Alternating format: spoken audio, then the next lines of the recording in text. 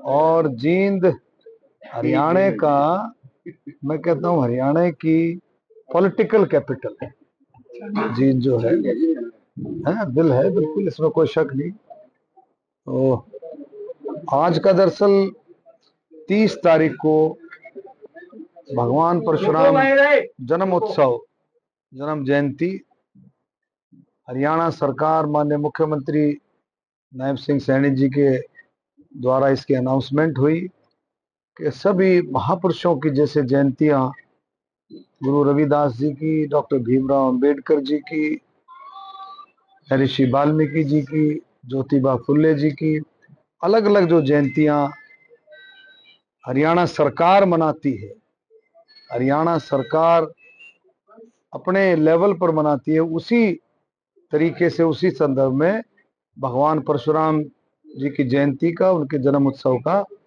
ये आयोजन रोहतक पहरावर में ये आयोजन हो रहा है, जिसमें जैसे और महापुरुषों की जयंतियां सभी समाज मिलकर के मनाते हैं, इसी तरह से भगवान परशुराम जी की जयंती भी सर्व समाज यानी कि 36 बिरादरी मिलकर के मनाए, ये हमने आह्वान किया है।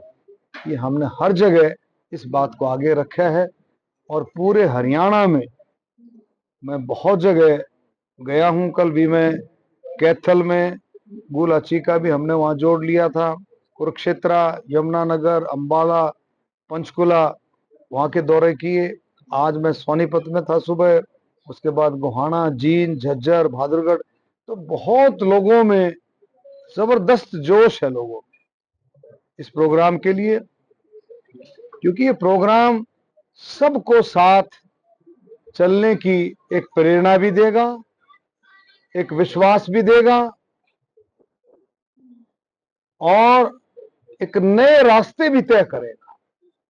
एक नए रास्ते तय कैसे करेगा कि जिस तरह से देश के अंदर 22 तारीख की 22 अप्रैल की जो घटना हुई, पाकिस्तान ने जो घिनौना काम किया और देश की सेनाओं ने मोदी जी के मार्गदर्शन में ऑपरेशन सिंदूर, हमारी थल सेना, वायुसेना, नौसेना, सभी ने मिलकर के ऑपरेशन सिंदूर को जो नाम देकर के ऑपरेशन सिंदूर का जो नतीजा आया, आप सब ने देखा, पूरे देश ने देखा कि 9 ठिकानों पर 9 टारगेट किए गए, ठिकाने टारगेट किए गए और एक से एक हार्डकोर आतंकवादी जो पुराने छिपे हुए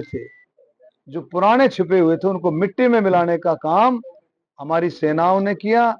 उन सेनाओं के सम्मान में भी भगवान परशुराम जयंती को हम समर्पित करेंगे। ये एक नई बात, नई शुरुआत जो है ये रहेगी। और मैं सभी से मैंने आह्वान भी किया है, सभी से मैंने रिक्वेस्ट की है, प्रार्थना की है कि ज़्यादा से ज़्यादा संख्या में वहाँ पर पहुँचें और माननीय मुख्यमंत्री जी उसमें मुख्य अतिथि के तौर पर, माननीय हमारे प्रदेश अध्यक्ष मोहन बडोली जी जो है उसमें अध्यक्षता करें। तो ये इस तरह का प्रोग्राम जो है आज का है। एक नया इस हम समारोह को शहीदों और सैनिकों को समर्पित कर रहे हैं।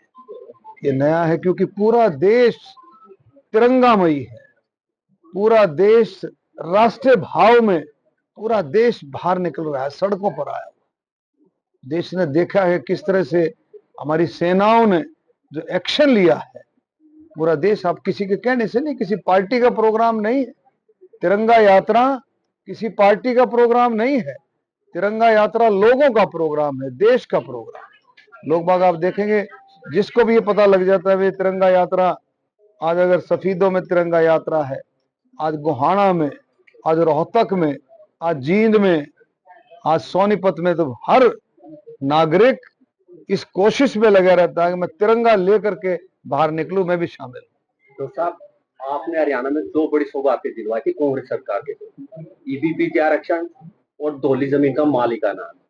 आपके प्रयासों से मिला था, निश्चित तौर पर हर कोई एडमिट करता है इस बात, लेकिन भाजपा सरकार में उन पे बैन हो गया, वो छीन लिए गए, कुछ ऐसा हुआ, उसको आप वापस तो नहीं दिला पाए। देखिए, दोली वाली जो जमीन है वो बहुत सारे साथियों को जो उसके हकदार थे उनको उनका मालिकाना हक मिला, लेकिन कुछ इसमें प्रशासनिक तरीके से कुछ एक में इसमें अटकाव है।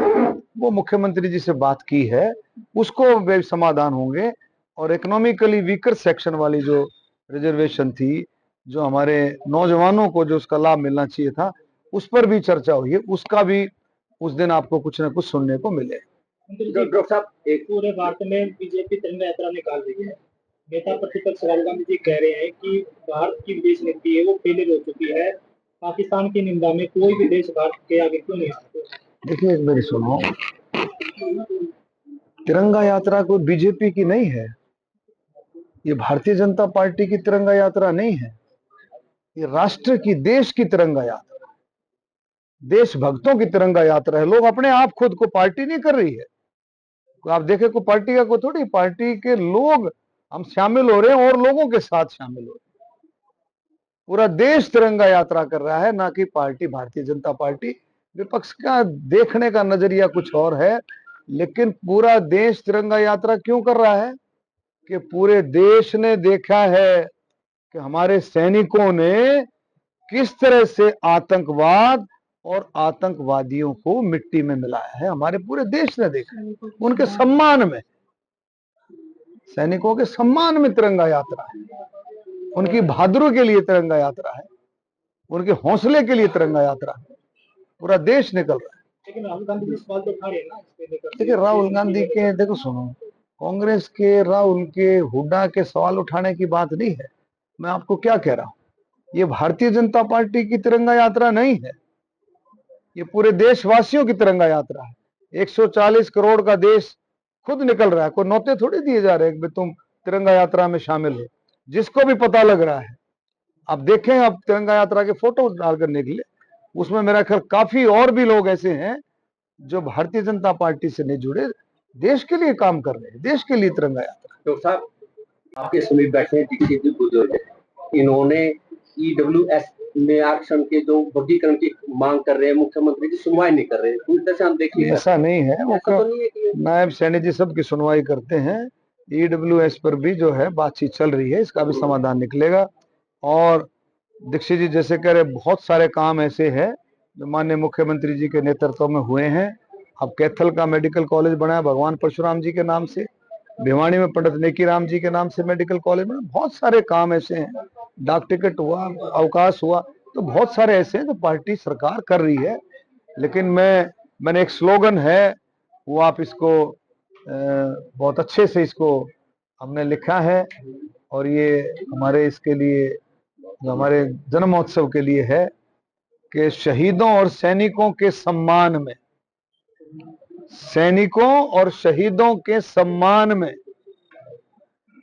भगवान परशुराम जी की शान में, और हम जब भी हम कह रहे हैं कि ये सर्वजातीय है, 36 बिरादरी के कल्याण में, ब्राह्मण है मैदान में। चलो, थैंक यू। सारे इस बात को महसूस कर, इस तरह की बातें ऐसे सार्वजनिक रूप से इस तरह की बातें नहीं होनी चाहिए। अगर किसी को किसी से नाराजगी है तो बंद कमरे में बैठकर अपनी बातचीत कर। पानी तो तुम दे, पानी तो हमने कहा एक एक बूंद पानी आएगा, पानी फिट है, पानी चिंता भी करते सब।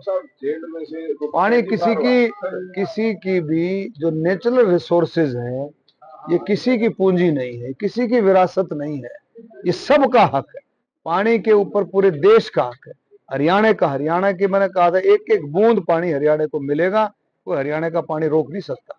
सर, जीन जेल से एक कैदी पार हुआ था, उसके बाद आपने आदेश भी दिए थे, उसमें कुछ अपने कोई कार्रवाई हुई है? देखो, जीन जेल से ना, उसमें सारा लगा रखे हैं, सारी पूरे जो है उसमें लगाई हुई है। वो कहीं पहुंचाने कोशिश हो रही है, कई बार समय लग जाता है। हाँ, कर रहे हैं कोशिश। तो शायद वहाँ पर 26 लोग ना मारे जाते।